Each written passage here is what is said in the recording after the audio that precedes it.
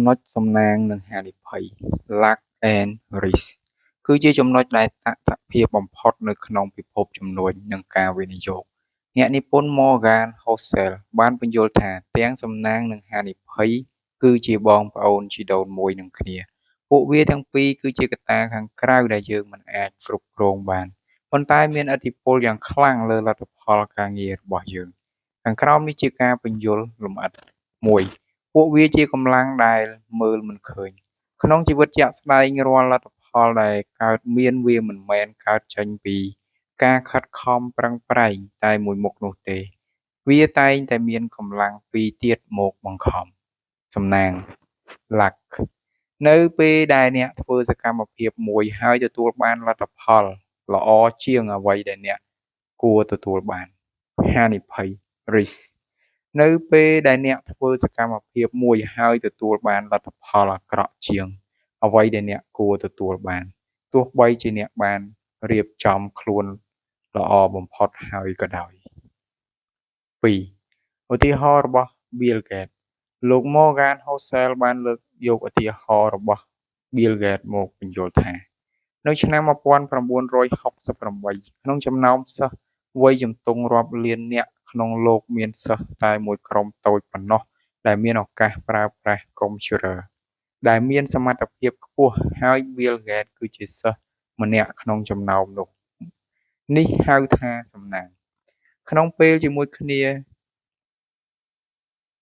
ជិតខាង Bill Gates មានមិត្តភក្តិម្នាក់ឈ្មោះ Ken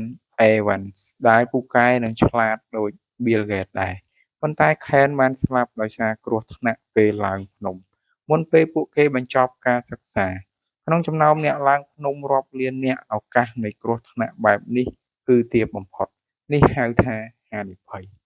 ម្នាក់ទទួលបានលទ្ធផលជោគជ័យបំផុតក្នុងលោកចំណែកម្នាក់ទៀតមិនអាចសូម្បីតែរស់នៅបន្តភាពខុសគ្នានេះមិនមែនមកពីការប្រឹងប្រែងខុសគ្នាទេប៉ុន្តែមកពីសំណាងនិងហានិភ័យដែលបានមកប៉ះពាល់ជីវិតពួកគេ3មេរៀនដែលត្រូវរៀនពីចំណុចនេះនៅពេលអ្នកយល់ពីទំនាក់ទំនងរវាងសំណាងនិងហានិភ័យអ្នកនឹងទទួលបានអត្ថប្រយោជន៍ដូចជាកុំវិនិច្ឆ័យមនុស្សលឿនពេកកុំសរសើរអ្នកមានខ្លាំងពេកថាគេឆ្លាតហើយក៏កុំមើលងាយអ្នកក្រខ្លាំងពេកថាគាត់អន់ឬខ្ជិលអ្នកខ្លះបរាជ័យព្រោះគាត់ហ៊ានប្រថុយក្នុងកម្រិតដែលត្រឹមត្រូវប៉ុន្តែចៃដន្យគាត់ប៉ះចំហានិភ័យផ្ដោតលើលំនាំជាជាងបុគ្គលកុំព្យាយាមចម្លងតាមបុគ្គលដែលជោគជ័យខ្លាំងពេកព្រោះជោគជ័យរបស់ពួកគេអាចមានកត្តាសំណាងច្រើនផ្ទុយទៅវិញគួររៀនពីគោលការណ៍ទូទៅដែលមនុស្សភាគច្រើនប្រើហើយជោគជ័យដូចជាការអត់ធ្មត់និងការគ្រប់គ្រងហិរញ្ញវត្ថុបន្ទាបខ្លួនពេលជោគជ័យនិងយល់ចិត្តខ្លួនឯងពេលបរាជ័យនៅពេលអ្វីៗដើរទៅមុខល្អត្រូវដឹងថាវាមិនមែនមកពីអ្នកពូកែតែម្នាក់ឯងទេ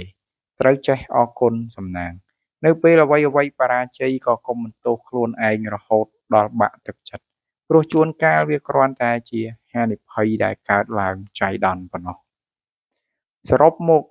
គោលបំណងនៃចំណុចនេះគឺចង់ឲ្យយើងមានចិត្តត្រជាក់ក្នុងការមើលពិភពលោកជំនួសឲ្យការដេញតាមរកវិធីដែលធ្វើឲ្យជោគជ័យលឿនស្លើវយើងគួររៀបចំប្រព័ន្ធហិរញ្ញវត្ថុមួយដែលធន់នឹងហានិភ័យដើម្បីឲ្យយើងអាចស្ថិតក្នុងហ្គេមបានយូរបើទោះបីជាសំណាងមិនទាន់មកដល់ក៏ដោយតើអ្នកធ្លាប់ជួបបទពិសោធន៍ដែលអ្នកមានអារម្មណ៍ថាសំណាងឬហានិភ័យដើរតួនាទីសំខាន់ជាងការប្រឹងប្រែងរបស់អ្នកដែរឬទេ